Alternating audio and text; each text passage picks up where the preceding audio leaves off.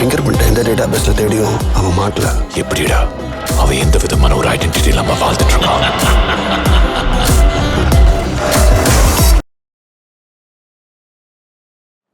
வணக்கம்.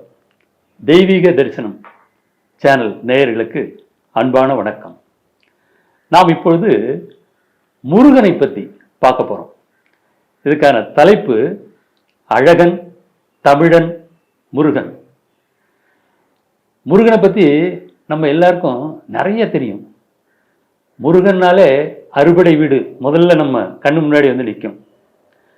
முருகன் தமிழ் கடவுள். அந்த முருகரை பற்றி நம்ம அறியாத பல கோயில்கள் இருக்கு. இப்போ குறிப்பாக அறுபடை வீட்டை எடுத்துக்கிட்டோம்னாக்கா, திருப்பரங்குன்றம் முதல் படை வீடு தெய்வானை மணாளராக காட்சி தருகிறார். அடுத்த படை வீடு திருச்செந்தூர் செந்தில் வேலனாக காட்சி தருகிறார். ஜெயந்திநாதனாக காட்சி தருகிறார். சூரசம்ஹாரத்தை நிகழ்த்தினார்.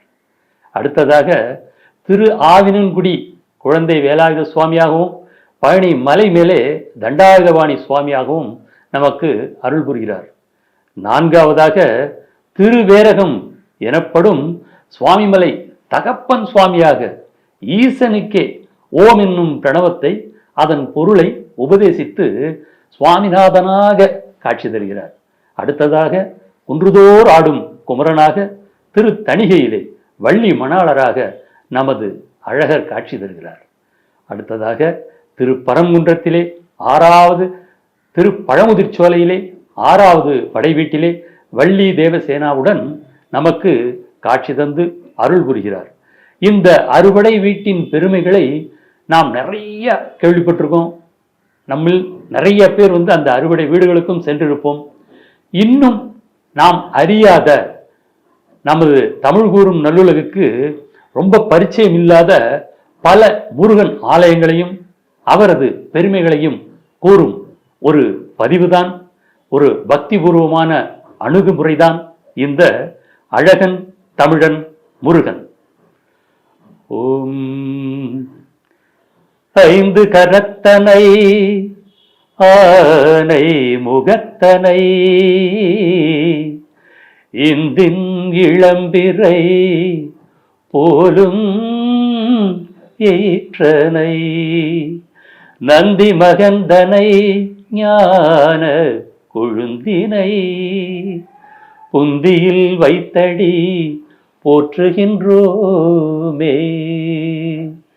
திருவாக்கும் செய்கருமம் கைகூட்டும் செஞ்சொல் பெருவாக்கும் பீடும் பெருக்கும் உருவாக்கும் ஆதலால் வானோரும் காதலால் கூப்புவர் தம் கை.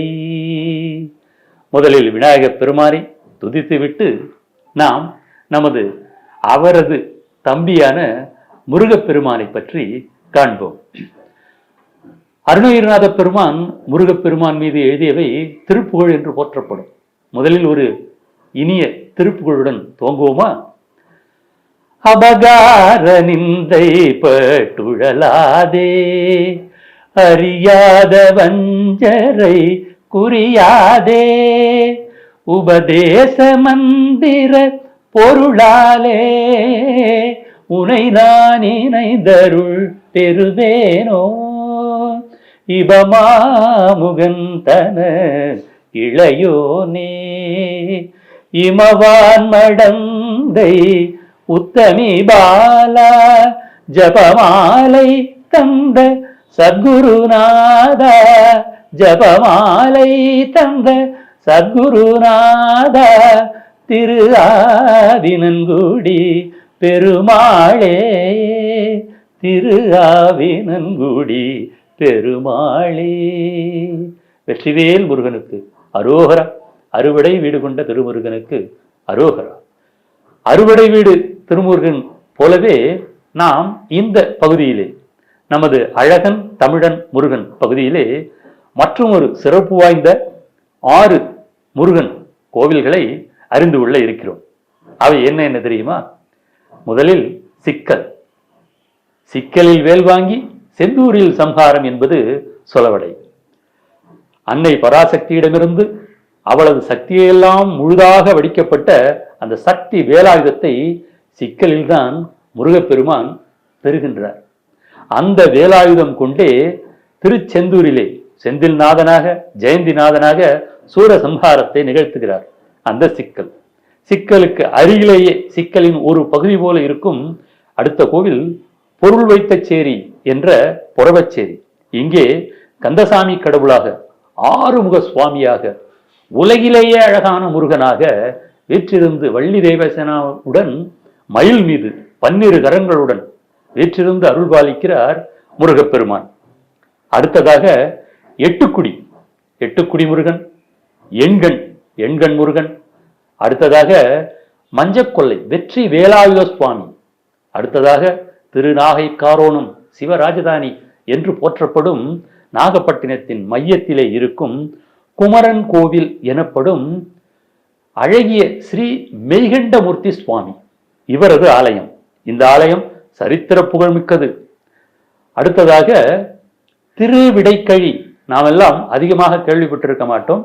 அந்த ஆலயம் திருப்பரங்குன்றம் முதல் படை வீட்டிலே தெய்வ யானை மணாளராக காட்சி தருகிறார். தெய்வ யானையின் திருமணம்.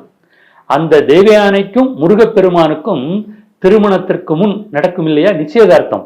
அந்த நிச்சயதார்த்தம் நடந்த மிகவும் சக்தி வாய்ந்த ஒரு அருமையான திருத்தலம் தான் திருவிடைக்கழி. அதனை பற்றியும் நாம் இந்த பகுதியில் பார்க்க இருக்கிறோம். இப்பொழுது முதலாக சிக்கல். இவை எல்லாமே நாகப்பட்டினம் மாவட்டத்தில் அமைந்திருக்கும் தலங்கள். நாம் மாவட்டம் தோறும் செல்லலாம். அங்கங்கு ஒவ்வொரு பகுதியாக சென்று அங்கங்குள்ள முருகன் ஆலயங்களை பற்றி நாம் அறிந்து கொள்ளலாம்.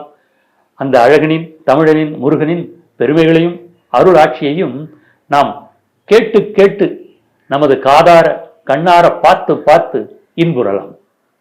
நாகப்பட்டினத்திலிருந்து 4 கிலோமீட்டர் தொலைவிலே திருவாரூர் மார்க்கத்தில் இருக்கும் ஒரு அழகிய ஆலயம் அமைந்த ஊர்தான் சிக்கல்.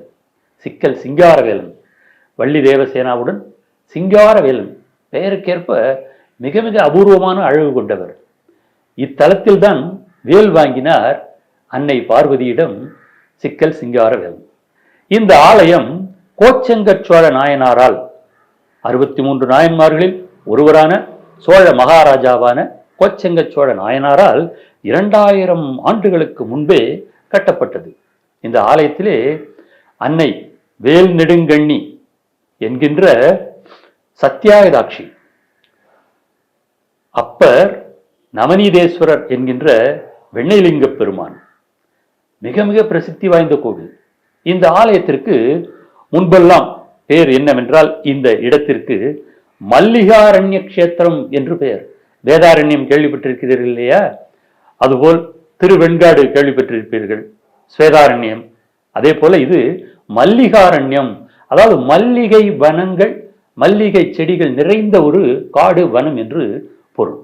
இங்கே இந்த மல்லிகை பூக்கள் நிறைய இருப்பதால் இறைவனுக்கு அதனை பறித்து தினசரி பூஜிக்கலாமே என்கின்ற எண்ணத்திலே வசிஷ்டர் ஸ்ரீராமருக்கே, ஹரிச்சந்திரனுக்கே குலகுருவான வசிஷ்டர் பெருமான், சப்த ரிஷிகளில் முதன்மையான ஸ்தானம் உள்ள வசிஷ்ட பெருமான், பிரம்ம ரிஷி பட்டத்தை முதலில் வென்ற வசிஷ்டர் பெருமான் இங்கே ஆசிரமம் அமைத்து தங்கி தினசரி அங்கிருந்த மல்லிகை வனத்திலிருந்து மல்லிகை பூக்களை பறித்து ஈசனை வழிபாடு நடத்தியதால் இந்த இடத்திற்கு வசிஷ்ட ஆசிரமம் என்று ஒரு பெயர் உண்டு.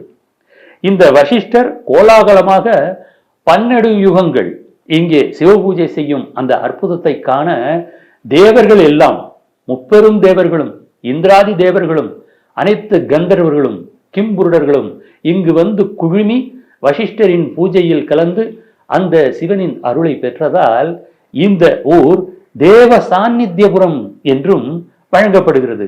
இப்பொழுது இந்த ஊர் நமது கலியுகத்திலே திருச்சிக்கல், சிக்கல் என்று வழங்கப்படுகிறது. நம்ம எல்லாருக்கும் சிக்கல்னு அந்த சொல்லின் பொருள் உடனே வந்து சிக்கல்னா இப்ப ஆங்கிலத்தில் மொழிபெயர்த்தோம்னா ப்ராப்ளம் அப்படின்னு நினைப்போம். இல்லை, தமிழ்ல நம்ம நிறைய வார்த்தைகளை தவறான பிரயோகத்திற்கு நாள்பட உபயோகித்து மாற்றிவிட்டோம். இப்போ உதாரணத்துக்கு ஒன்று சொல்றேன் பாருங்களேன். அருகில் அப்படின்னா நம்மளுக்கு தெரியும் என்ன, கிட்டக்கன்னு அர்த்தம்.